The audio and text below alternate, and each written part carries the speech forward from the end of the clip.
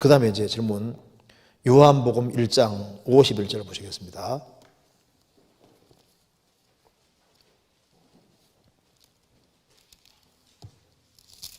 (1장 51절)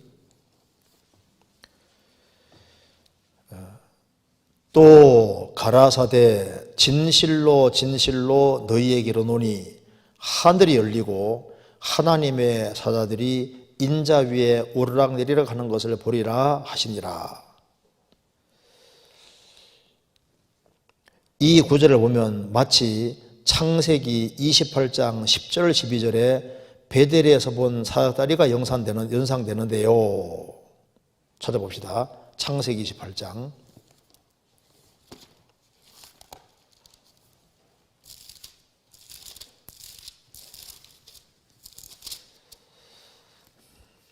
13절에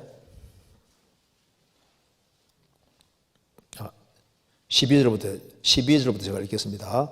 12절 꿈에 본적 사역다리가 땅 위에 섰는데 그 꼭대기가 하늘에 닿았고 또 본적 하나님의 사자가 그 위에서 오르락내리락 하고.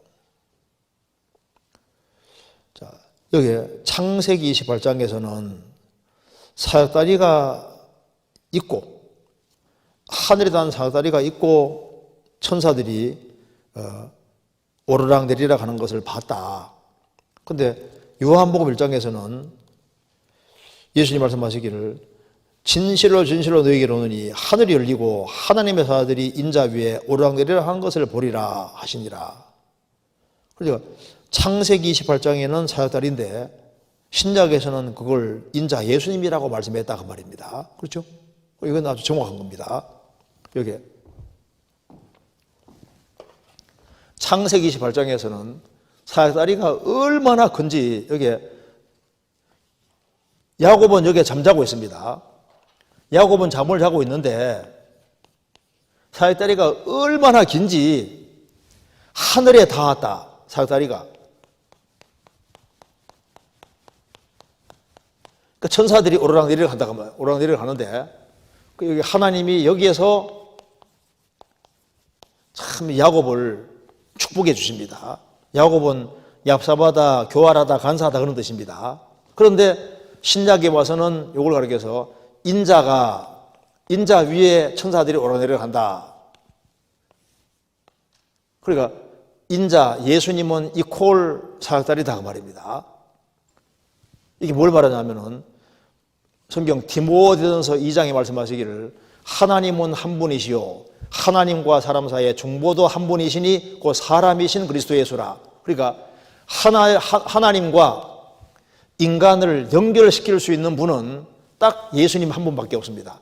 그러니까 하나님이면서 사람이신 예수님밖에 없는 겁니다. 그럼 예수님을 뭐로 표현했냐 하면은 사닥다리로 표현했습니다. 사닥다리로. 자, 사닥다리는 관계없는 두 곳을 연결시켜주는 겁니다. 그러니까 하나님과 인간 사이에는 거리가 너무너무 멀어서 이거 동무지 왕래할 수가 없어요. 그래서 예수님이 오셔서 십자가에 죽으시고 부활하심으로 하나님과 인간 사이에 막힌 담을 흐르시고 그래서 하늘문을 여신 겁니다. 예수님이. 그래서 사역다리는 관계없는 곳을 연결시키는 것이고 그리고 사역다리는 밟고 올라가는 것처럼 우리는 예수님의 십자가의 피공 노래를 기대고 하나님께로 가고 또 하나님은 야곱 축복해 주신 이유는 야곱 때문이 아니라 사역다리 위에서 축복해 주신 것처럼 우리도 비참한 죄인인데 우리가 왜 축복받냐 하면은 예수님의 공로에 근거해서 하나님이 우리를 축복해 주시는 겁니다. 그렇잖아요. 그리고 그 뒤에 봅시다. 그래서 베델에서 본 사역다리가 연상되는데요. 그렇죠.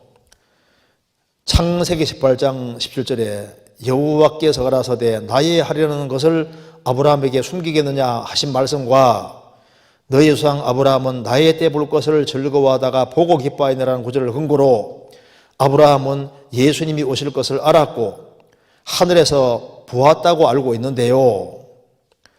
야곱 또한 예수님께서 하나님과 인간 사이에 중보자가 되실 것이라는 계시를 통해서 알았는지 궁금합니다. 그런데 구약시대 때 놋뱀 쳐다보면 살리라. 그런데 놋뱀이 예수님의 그림자잖아요. 광야에서 뱀을 든 것 같이 인자도 들려야 하리니 이는 저를 믿는 자마다 영생 얻는다 했을 때 구약시대 놋뱀 쳐다보고 산 사람이 그 놋뱀 쳐다보고 살았는데 그것이 구체적으로 예수님을 가리키는 것인지 잘 몰랐을 수 있잖아요. 그런데 하나님 말씀대로 믿고 살았거든요. 아브라함이 사역다리를 봤는데 여기 이제 하나님과 인간 사이의 중보자가 되실 것이라는 것을 계시를 통해 알았는지 뭐 성경에 그런 말은 성경에서 해석은 정확히 나와 있지 않으니까 아브라함도 믿음의 사람, 이삭도 야곱도 다 믿음의 사람이라는 게 확실한데 구약시대 때 주님께서 계시해 주실 때 조금씩 계시해 주기 때문에 다 알았을 리는 없어요. 조금씩 열어주셨습니다. 그리고 심지어 구약의 성경을 받아 기록하는 사람도 무슨 말인지 몰라서 기록하고 난 다음에 연구했다고 되어 있습니다. 그러니까 주님께로부터 다이렉트로 말씀을 받는 사람도 그게 무슨 말인지 모르는 경우가 많았어요. 베드로전서 1장 보시겠습니다. 베드로전서 1장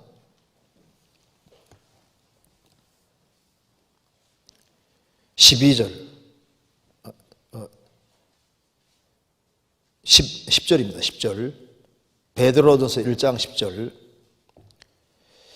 이 구원에 대하여는 너희에게 임할 은혜를 예언하던 선지자들이 연구하고 부지런히 살펴서 자기 속에 계신 그리스도의 영이 그 받으실 고난과 후에 얻으실 영광을 미리 증거하여 어느 시 어떠한 때를 지시하시는지 상고하니라. 그러니까 구약시대 때 너희에게 임할 은혜를 예언하던 선지자들이 연구하고 부지런히 살폈다는 겁니다. 자기 속에 계시는 그리스도의 영이 그 받으실 고난과 후에 얻으실 영광을 미리 증거하여 미리 기록해놓고 증거해놓고 그 다음에 어느 시 어떠한 때를 지시하는지를 상고하니라. 그러니까 구약시대 선지자들도 하나님 말씀을 받아놓고 기록해놓고 연구를 했습니다. 그러니까 하나님께서 어떤 사람에게는 선명하게 많이 보여주지 않습니까? 그러니까 이사야 같은 선지자는 그리스도가 정말 찔리고 상하는 걸 아주 명확히 보여주셨어요. 다윗 같은 경우도 예수님이 양손 양발에 못이 박힌다는 것도 미리 다 보여주셨습니다. 그리고 예수님이 성천하는 것도 다윗은 미리 알았어요. 성령의 감동으로 미리 봤거든요. 그러니까 하나님이 시간 지나가면 점진적으로 보여줬는데 이제 아브라함도 하나님 조금씩 보여주시고 야곱도 조금씩 보여주시고 이제 그리고 계속해서 점점 열어주시고 점점 더 많이 보여주신 겁니다. 그래서 하나님이 점진적으로 조금씩 더 열어주셨습니다. 그런데 이제 여기 야곱이 이제 십자가를 딱 그러니까 여기 사다리를 딱 보고서 저것은 하나님과 사람 사이에 중보가 되는 예수님을 가리키는 것이구나. 그런 것이라든가 이런 걸 미리 알았겠느냐. 성경에 나와 있는 게 없으니까.